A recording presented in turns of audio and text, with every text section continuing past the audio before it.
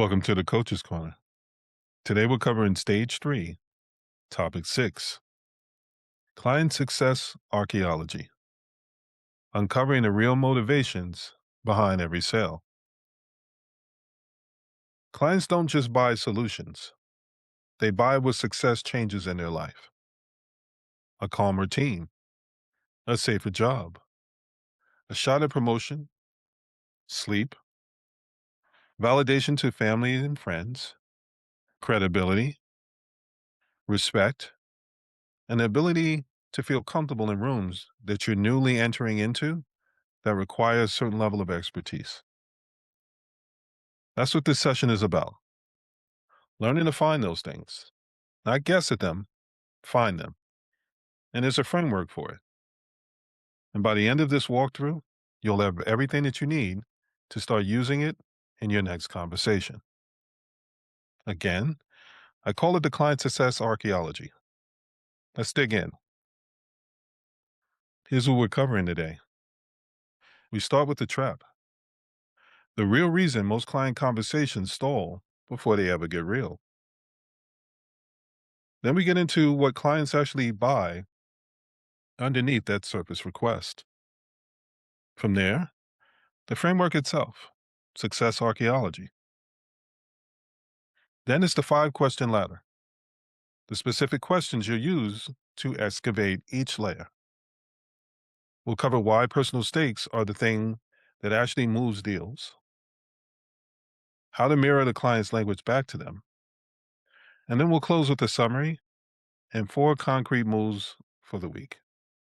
Let's go.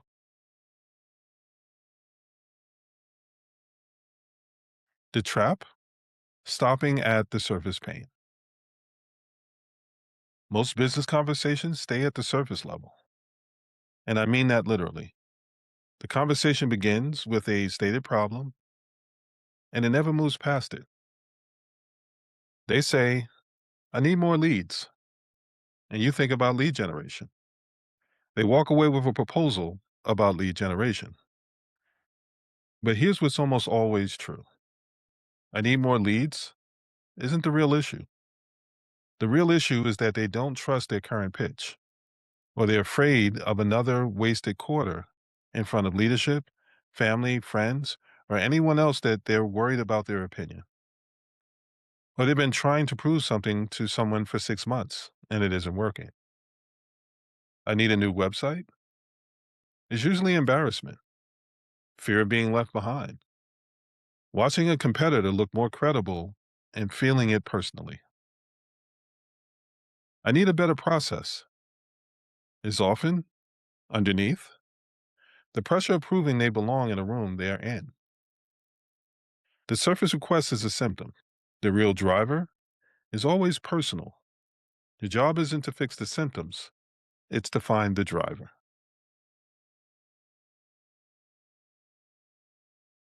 What clients actually buy.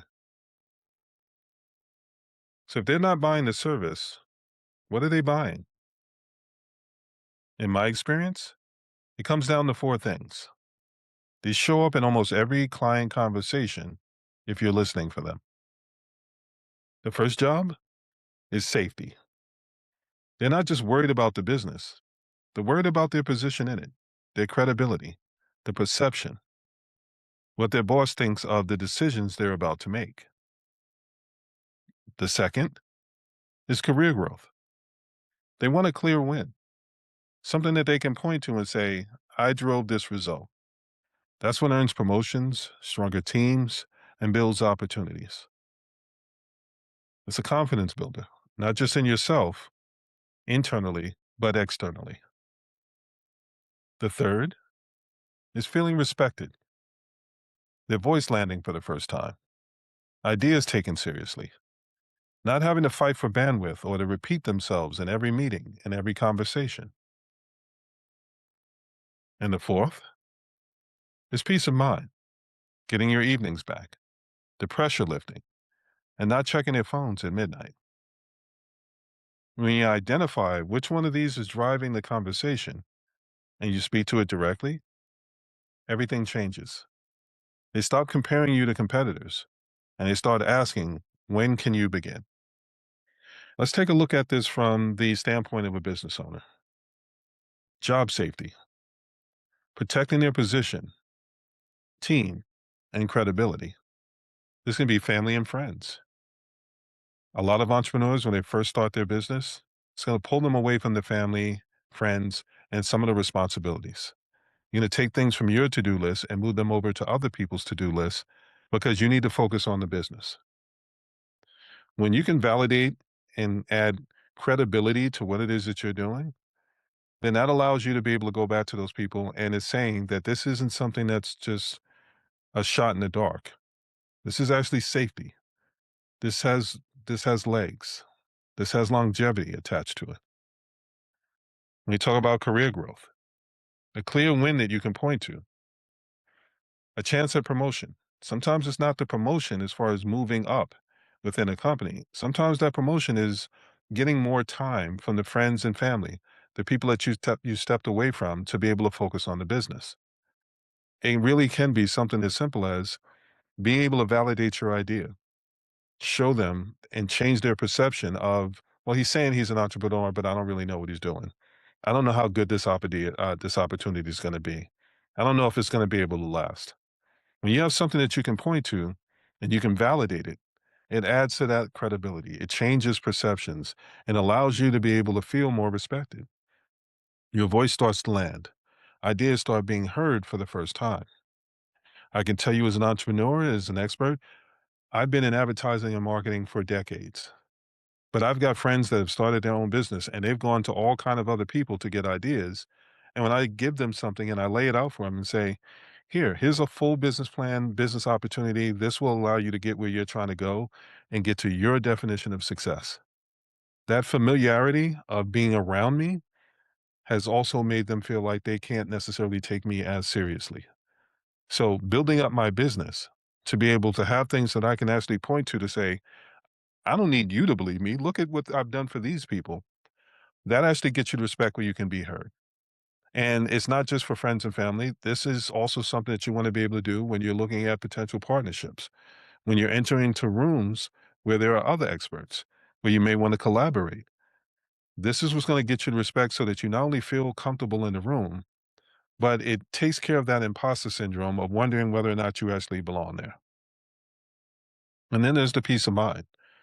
I think that's pretty much universal across the board. Getting your evenings back, calmer days, room to breathe. That kind of validation and changing of perceptions is what allows you to be able to buy time, to be able to just add to that story, add use cases, add more examples. And that allows you to be able to build out your business in ways that the first 30K never will.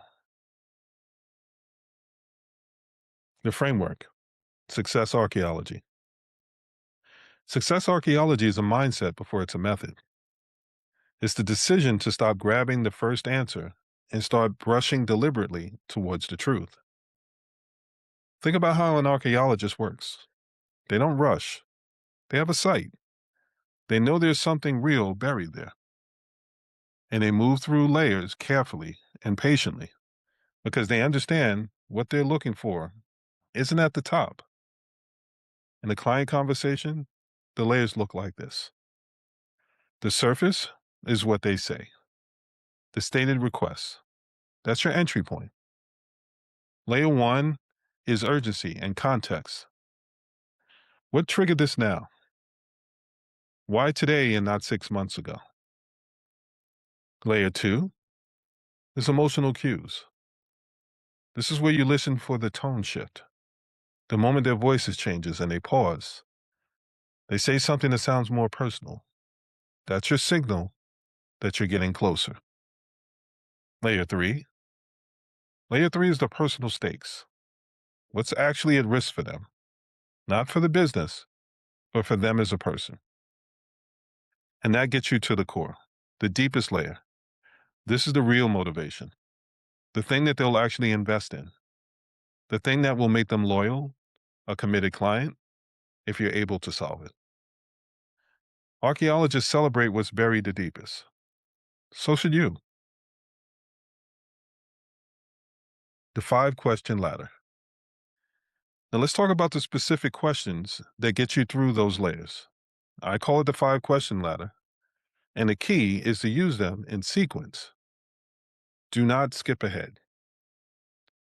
Question 1. What made this a priority now? This is the trigger question. It reveals urgency and exposes whatever event or pressure forced them to pick up the phone. Listen for deadlines, leadership pressure, team burnout, a competitor doing something they aren't. What made this a priority? What made them say, I have to do something now? Because that is going to be part of what you repeat back to them later. Question 2. What have you tried? And what got in the way? This is the context question. It surfaces past efforts and roadblocks. It tells you what didn't work and why. It also builds trust because you're asking out of genuine curiosity rather than jumping to solutions. You need to be able to understand what someone's tried before and why it didn't work so that you can avoid suggesting it.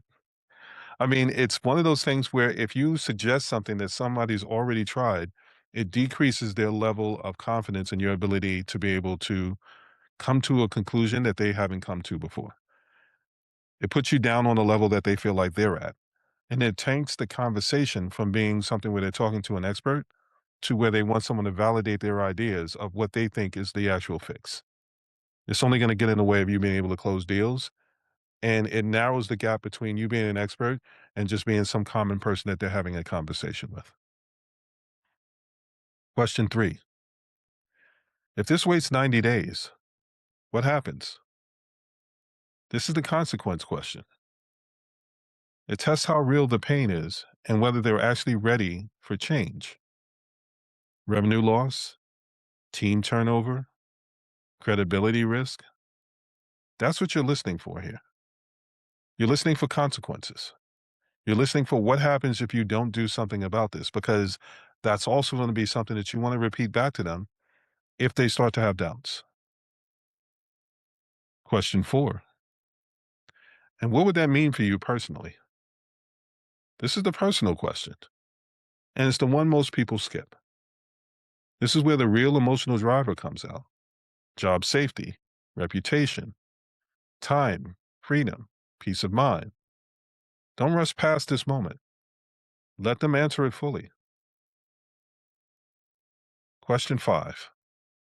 If we fix this, what gets easier in your day?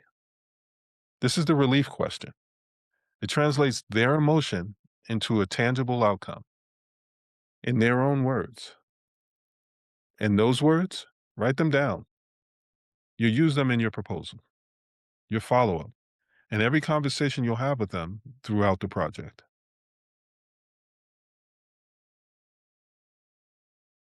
Why personal stakes closes deals. Let me explain why this matters so much at the conversion level. Business pain starts the conversation. It gets discussed, analyzed, and priced, but it also gets compared. When you're only speaking to business pain, clients weigh you against competitors on features, timeline, and cost. That's the race to the bottom. You want to avoid that. But when you can bring it around to personal stakes work differently. They trigger emotional decision making. They create urgency, and that can't be compared or shopped. And they're remembered, not just on the call, but throughout the project. When the client keeps referencing their personal reasons for hiring you, it's because you found it and you spoke to it. Here's the principle that drives all of this. People buy for emotional reasons and justify it with the logical ones.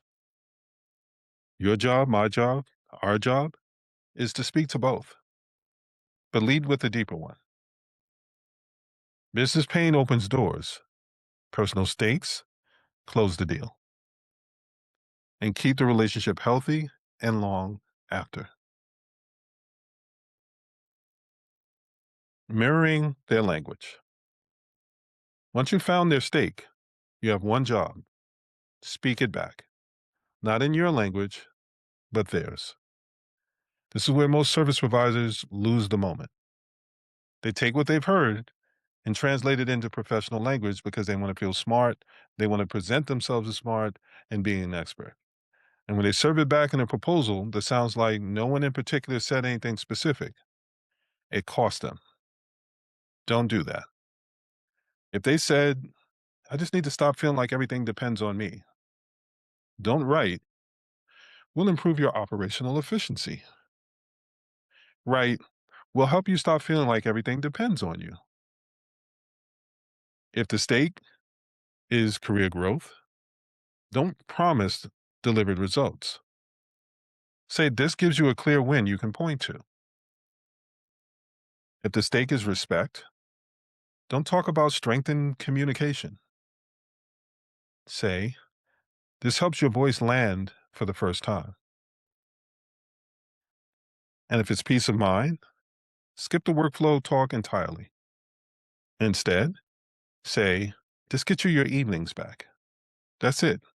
Plain words, their emotion, tied to your work.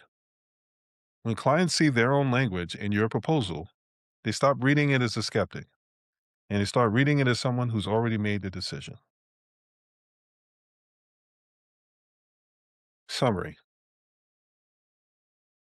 Client success archaeology in plain terms. 1. The surface problem is the entry point, not the destination. I need more leads is a symptom. Don't fix the symptom, find the driver underneath. 2. Clients buy the emotional outcome, not the deliverable. Job safety, career growth, respect, peace of mind. Identify which one is live and speak to it. 3. Use the 5-question ladder to excavate, not interrogate. Each question moves one layer deeper. Listen for the tone shift. That's your signal you're getting closer to the real thing. 4. Mirror their language. Don't translate it into yours. Use the exact phrases they use. Their words carry their emotions. Borrow them. That's not manipulation. It's proof that you were paying attention. 4 moves for this week. 4 moves. Here's what I want you to do before our next session. Move 1. Add the 5 questions to your call notes. Write all 5 into your discovery template before your next call. Don't ad-lib this. Have them in front of you. Move 2. Ask all 5 on every call this week. And when you do, write down the exact emotional phrases you hear, verbatim. Those words are your best marketing copy, and most people just throw them away. Move 3. Edit your proposal or offer page. Find one section and rewrite it in the client's emotional language. Swap, we deliver X. For, this gets you Y. Even one rewrite will show you how different it feels to the reader. Move 4. Send one mirror follow-up after a call this week. Send a short message that opens with, you said, insert their exact phrase. Here's the plan to get you there. One line, genuine.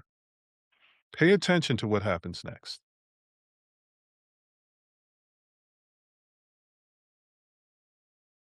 In summary, I hope this helps, but now let's have a conversation about knowing which stage you're actually in.